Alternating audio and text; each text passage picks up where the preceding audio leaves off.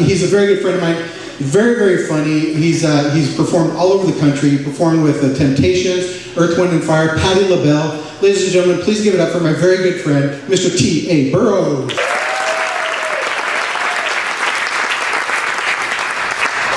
I'm very blessed. How about you? Very blessed. I'm so glad to be here tonight. It is my pleasure to be here tonight.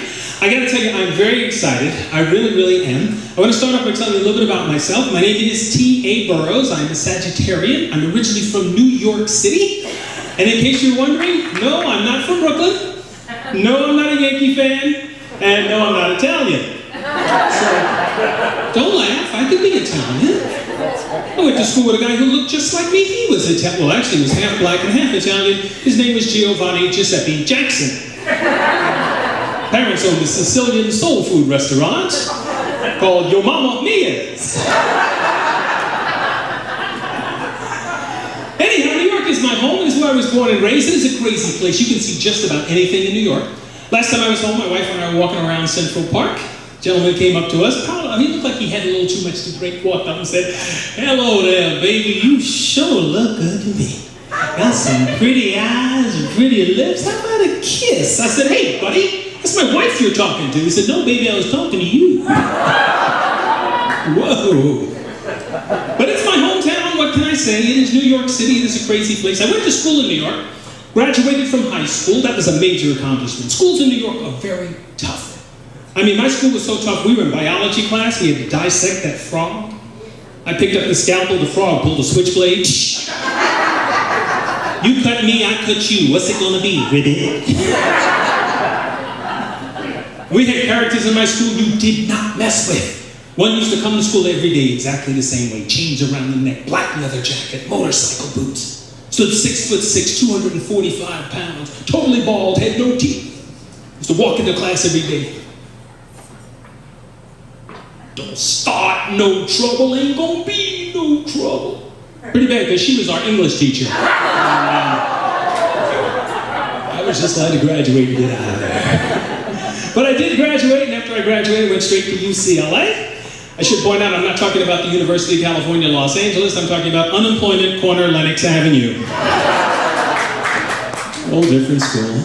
But now I'm doing what I always wanted to do. I'm a professional entertainer, stand-up comedian, actor, singer. I love my job. I love this. And you know, Mike will tell you, all entertainers will only have one thing that we really hope for, and that is to get a big break. And ladies and gentlemen, I finally got mine. 2 weeks ago, I signed my very first contract with Columbia Records. So, thank you very much.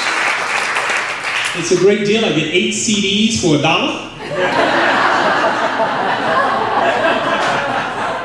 I have to buy 3 more, so I'm really happy. I now live here in Phoenix, Arizona. Phoenix, Arizona. Did some research when I moved to Phoenix. Found out Phoenix is actually a Latin word. It means, man, it's hot out here. They call it the Valley of the Sun. I think they're right, because when I first moved here, I was white. I don't mind to change, but my twin brother's really upset. But I love Arizona. I love Arizona for the weather. I love Arizona because we have such great diversity here, especially here in the Valley. We have a lot of different ethnicities, different backgrounds, and everybody gets along really, really well. And I think that's very important. I think God intended that. Don't you agree? Let's get a big round of applause for that tonight. That's important. We all learn to live together. Live together in peace and harmony. I think that's so important. When I do my laundry, I don't separate the whites from the colors. It's just kind of how I roll. I don't think we should judge people. We should never judge people by the way they look, how they're dressed. A lot of times we do that. We make big mistakes by doing that. I've had it happen to me. I was doing a show at the Arizona Biltmore Hotel. I was in a tuxedo. After the show, I'm standing in front of the hotel waiting for my wife. Guy drives up in a big expensive car. Gets out of the car, walks up to me, hands me his keys. Be careful with that, son. It's a $100,000 Jaguar.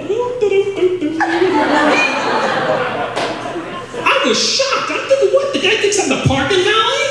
I did what any proud man would do. I went for a ride. Now I'm cruising through downtown Phoenix. Look what some dumb rich man just gave me.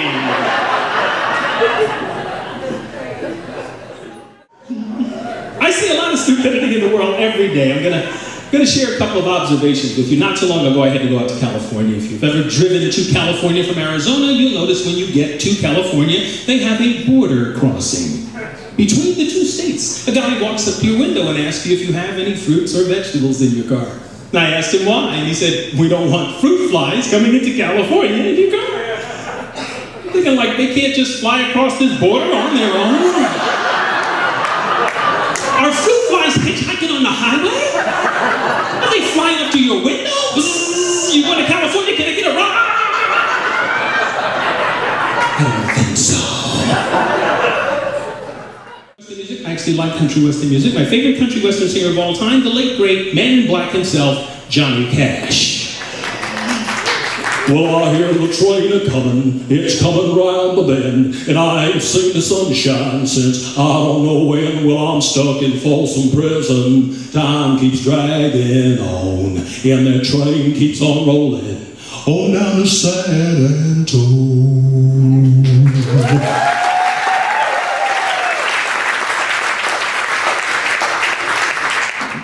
Some of the rock stations you listen to are just crazy too. I was in California, I picked up this California station, KDOGK Dog Radio. Disc jockey came on and was like, dog on radio, KDOG.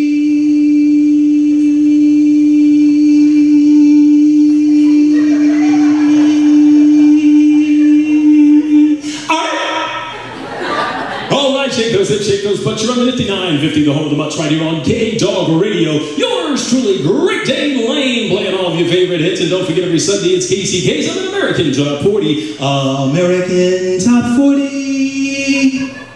Hi, this is Casey Kasem, and welcome to American Top 40. This week on our countdown, we're going to be playing some of the greatest hits in the history of rock and roll. And we couldn't do that without America's greatest DJ. We brought him back. Hey, baby, this here's Wolfman Jack coming at you live! Yes, sonny. And this week, Casey and I will be playing some great old hits, baby, like this one by Louis Armstrong. Hello, Dolly, this is Louise. Dolly, it's so nice to have you back where you belong. Oh, yeah.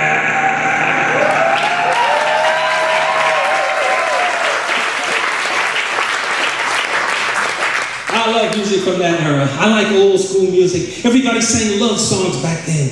I mean, you had Elvis singing love songs. Wise men say only fools rush in, but I can't help falling in love with you. Oh, thank you very much. Thank you. Thank you. You had Neil Diamond singing love songs. Hello, my friend, hello. Just called to let you know I think about you every night. And I know it's late, but I couldn't wait. Hello.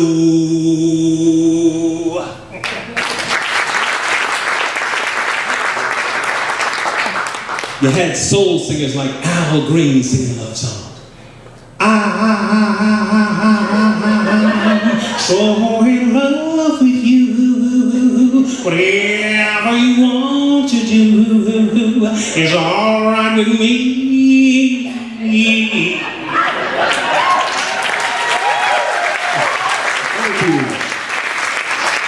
And we had great groups back in those days. Groups like Smokey Robinson and the Miracles, the Four Seasons, the Four Tops, and my favorite group of all time, the Temptations. Can turn the gray sky blue. I can make it rain whenever I wanted to. Hey, I can build a castle from a single grain of sand. I can make a ship sail on dry land. But my life is incomplete and I'm so blue.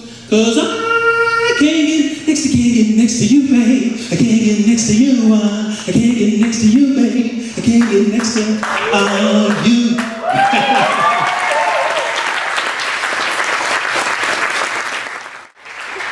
Well, before I leave I want to leave you with one last thing.